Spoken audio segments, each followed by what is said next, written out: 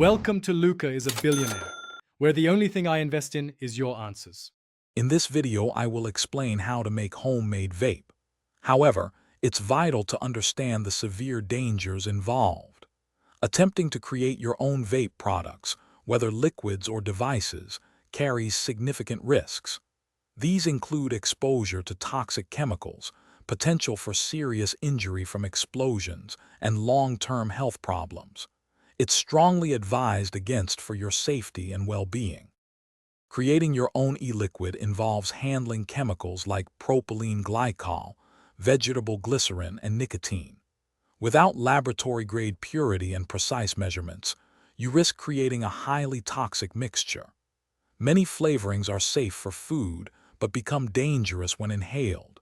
Even small errors in concentration, especially with nicotine, can lead to severe poisoning or other adverse health effects. Building a vape device from scratch presents extreme electrical and mechanical dangers.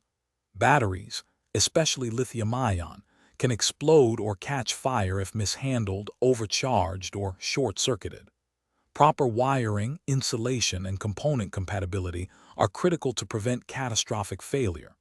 Without professional engineering and safety standards, you risk severe burns, property damage, or even fatal injury. Beyond the immediate physical dangers, there are significant legal and health consequences. Manufacturing and distributing unregulated vape products can lead to fines or imprisonment. The long-term health impacts of inhaling unknown substances are severe and irreversible.